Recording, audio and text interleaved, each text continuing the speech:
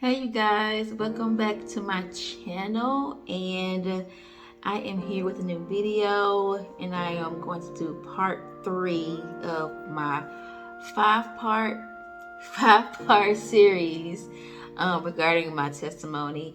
And I actually decided to change my name from Storytime to changing from Storytime to Trauma to Triumph. And it's just something that my mother actually came up with. Shout out to my mom. I was like, oh yeah, I love that title. It's awesome. So I decided to steal that from her. But anyway, I'm doing something a little different today because I usually take off my makeup when I'm telling my story. But what I am going to do is put on a mask and then take it off eventually. And so what I'm going to do is use this Easy Basics steamer, and I usually have that going while I apply my face mask, which will be the Freeman Anti-Stress Clay Mask. It's one of my favorites. It helps, with my clear skin. It also gets rid of like clogging pores. And let me see, I don't have my glasses on, I can't see. Okay, well, it helps to replenish and balance moisture while also unclogging your pores. So these items will be in the description box, as well as the other items I hopefully will have time to use. One second. So the last time that I was here, I was talking about the situation when me, my brother, and my mom were taken by my father. And when we went to end up going from Georgia to South Carolina, and we're able to escape from him, and we're returned back to Georgia on a Greyhound bus. And eventually me and my brother moved back to Louisiana. If you want to hear more about that story, the link will be up here somewhere.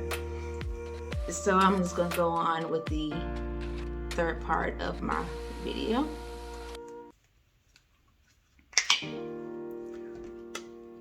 So my father eventually got arrested and was set to go to trial for the charges that he, of course, the charges against him. One of them was aggravated assault. And so what happened was, once he had gotten arrested, we actually moved back to Georgia. So when we moved back to Georgia, everything was fine regarding my mom, because the last video, she didn't have a place to stay, and she did not have a vehicle, and she did not have any money in her account. But she was actually able to get back on her feet, mostly through the help of my grandparents, her parents, and they actually helped her get a vehicle. And they also, and she was also able to save up and get her own place. So back to my dad getting arrested, he ended up having to go to trial for the charges. And me, my mother, and my brother were asked to testify against him. And so during the time, I was 8 years old and my brother was 6. And when we had to go and testify in court, we didn't have to actually be in the courtroom per se. We ended up being in a separate room where we just basically waited until it was our turn to testify. And so I remember this like it's yesterday, but being in that room just waiting while we're watching a lot of Mary Kate and Ashley movies. They had us watch a lot of that when we were in the other room, just waiting until it was our turn to testify against my father. So, out of the children, my brother was actually called to go first. And when he actually went up, and it was his turn to testify against him, my brother did not say anything. He was actually quiet the entire time. They couldn't get anything out of him. And it's like, what do you expect? He was at the time 6 and probably confused and lost and does not even know what's going on. So it's completely understandable why he did not say anything. My mom did end up testifying, and that's one I can't really remember if she testified before us or after. But my mom did end up testifying against my father. But after my brother didn't say anything, it was my turn. And I can't lie to you guys, I was so scared. I was scared and I was confused and just wondering, like, why am I up here?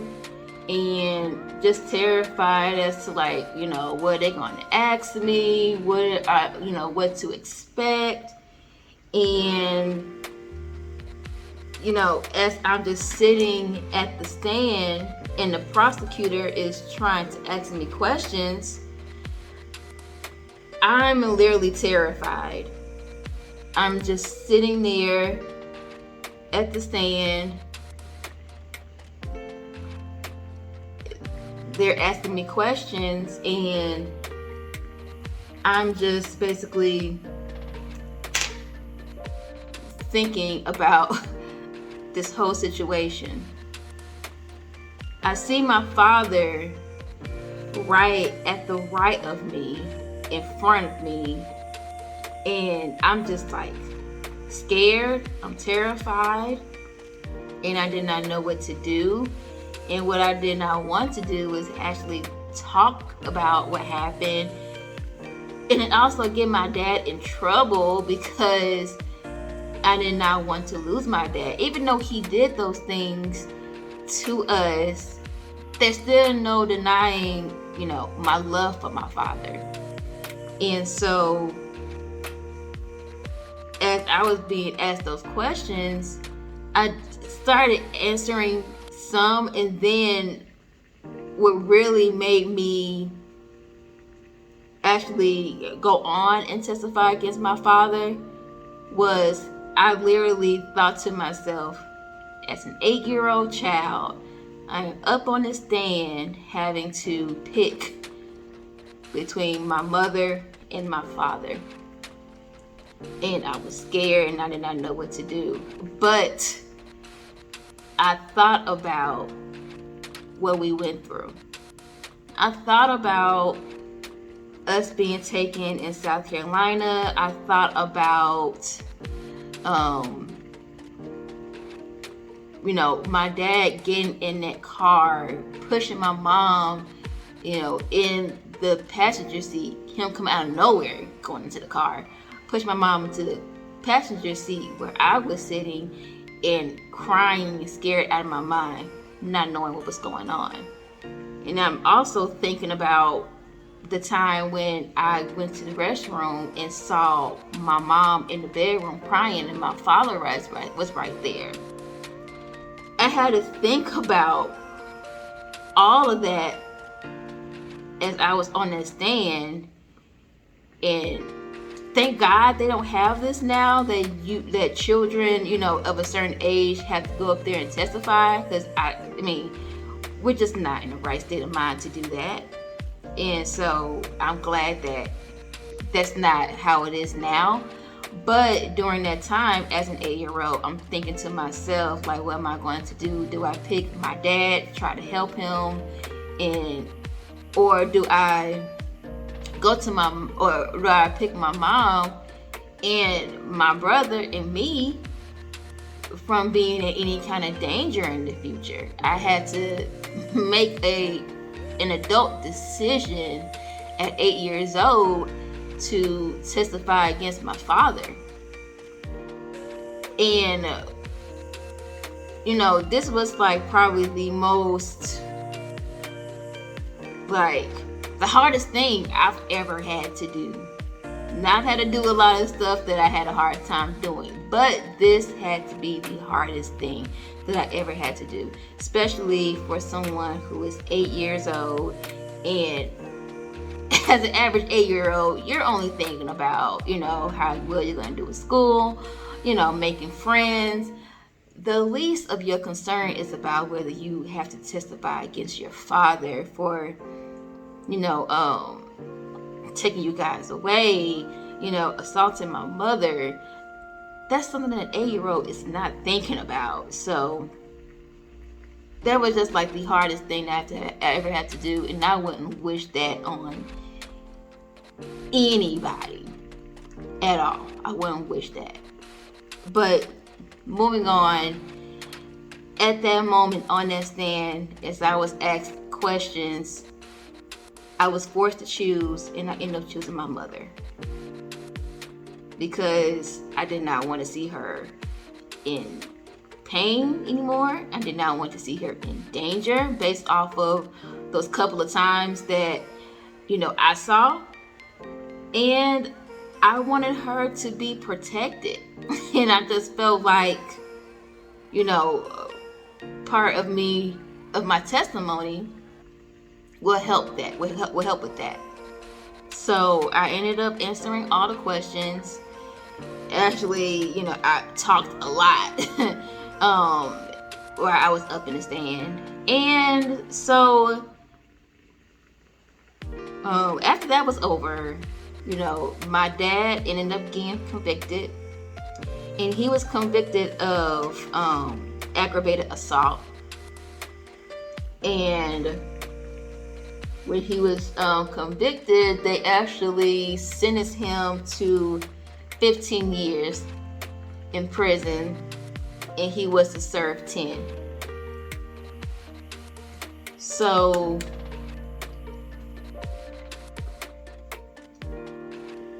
he ended up going to prison in Beaufort, Georgia.